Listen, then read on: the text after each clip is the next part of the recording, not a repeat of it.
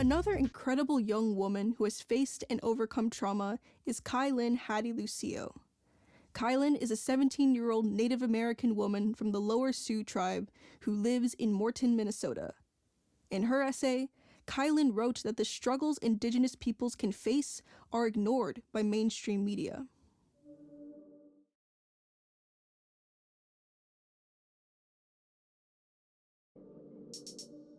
The things that traumatized me, like the drunken fights and my dad leaving, happened for a reason.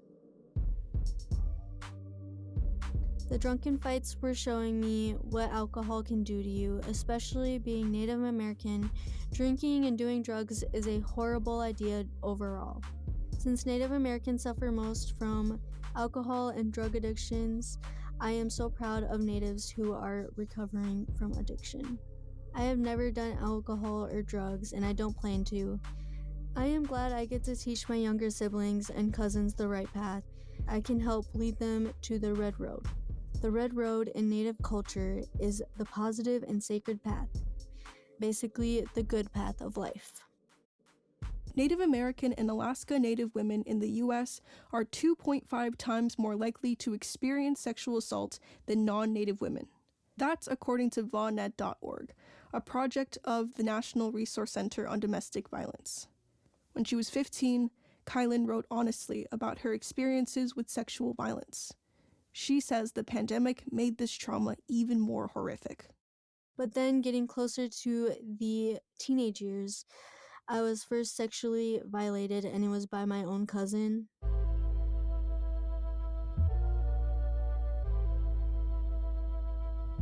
I was so confused about what she was doing, but I knew I felt disgusted with her, myself, and my body. The second time I was sexually violated was 2020 and by my boyfriend of a year. I knew what was happening this time, but both times I felt as if someone died, like a part of me died every time it happened.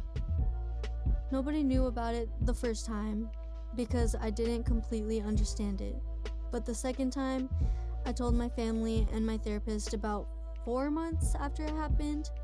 Second time was 10 times worse. I put my whole trust into that boy, and he betrayed me. This took a huge toll on me and my mental health. I felt depressingly not me. Recently, I was assaulted for the third time. February 26, 2022, the day my life changed completely. It was not a long relationship before this boy assaulted me. We dated for 2 to 3 weeks. It destroyed me completely. It was exactly 1 year and 2 months after I was assaulted the second time. I felt broken. I wanted to die. That night I came home and I was alone. My family had gone to my grandparents without me. I felt alone and I was having deep emotions I had never imagined. I was angry, sad, depressed, suicidal, shocked, and alone. It was the worst night of my life. I felt like I had just lost myself to the darkness. The next morning, I told my grandma and my mom what he did to me. Not only did he affect me, he affected my whole family. We all hugged each other and cried. I started missing school a lot because he went to my school and had my same classes. I couldn't even get myself up in the morning. All I could think about was what he did to me. So my mom told the caseworker. I was then forced to report the incident. I wasn't ready for this. I was trying to process all my feelings, and I already had to report it 2 days later. I was angry, but I knew it was what had to be done. A detective came into my home and questioned me about what happened that night. This was very traumatizing. The detective would ask me what time was that around. I would tell him I don't know. I'm a teenager. I don't care about the time unless I have to be somewhere at a specific time and place. But I had to answer these kinds of questions so many times. Now, whenever I hang out with my friends or with a guy, I look at the time at least every 10 minutes. I am scared of being violated again. I only trust a small circle of people. 1 in 3 Native American and Alaska Native women have been sexually assaulted. according to an Amnesty International report. It goes on to say that the USA has formed a complex interrelation between federal, state, and tribal jurisdictions that undermines tribal authority. This allows perpetrators of violence against Native women to evade justice. The report says that the federal government has made matters worse by chronically under-resourcing law enforcement agencies and Indigenous health service providers.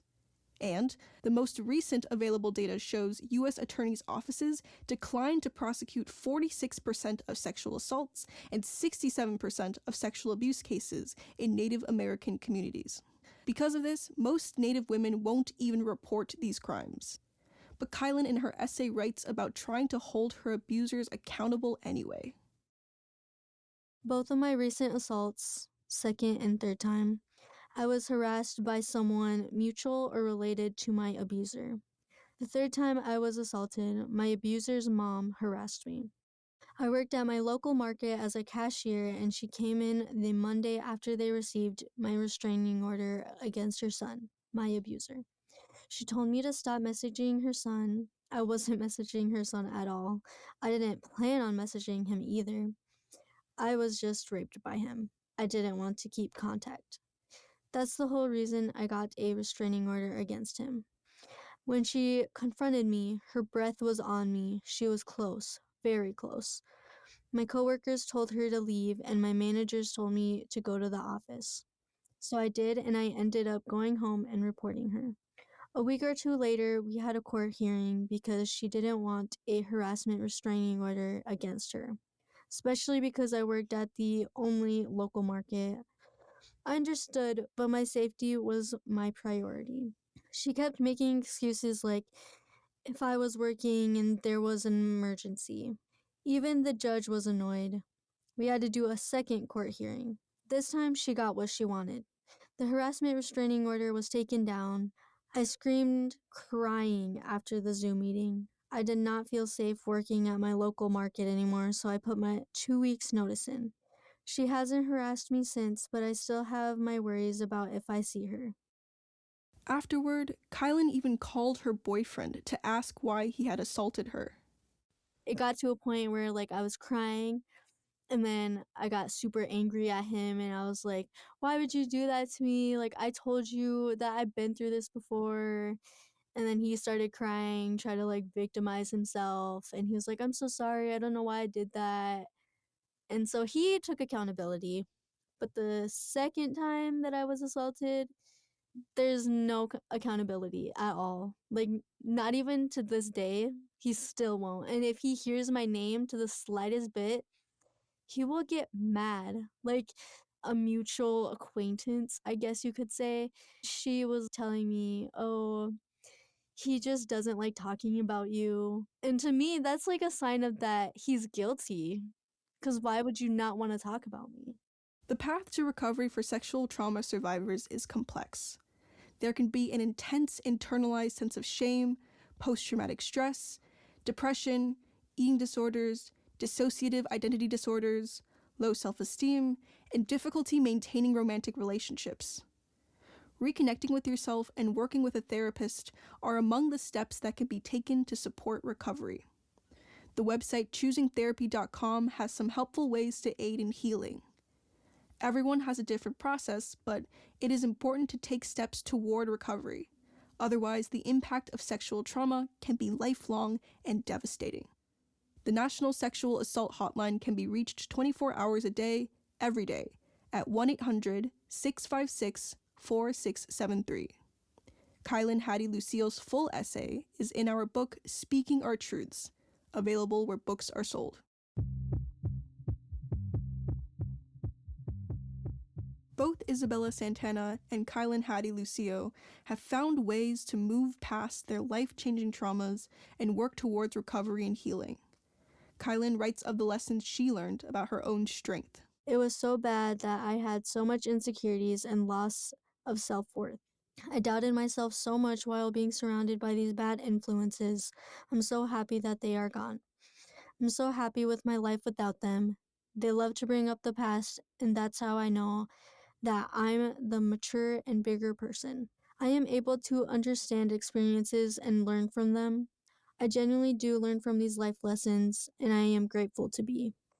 I used to dwell on that I should have known, but I wouldn't have known unless I went through it. I did go through those hard experiences, but everything happens for a reason. Something I can learn from this is that there can always be a positive outlook on things, even in the bad. Both Isabella and KyLynn now look to support others who may also be struggling. They realize the value of having people in your corner and having support systems for when you can't do it alone. I think that was the moment when I realized, okay, I'm going to be okay. Like, I got this. Like, there's people here. There's proof here that I'm worthy of love. And if I can be loved, I can love myself. That was kind of the message that I got from that. I say it's just like a matter of realizing that there are people around me that also go through the same things and they hide it the way that I did. So I'm just trying to learn how to be mindful of what others might be going through, because I know asking for help is not easy.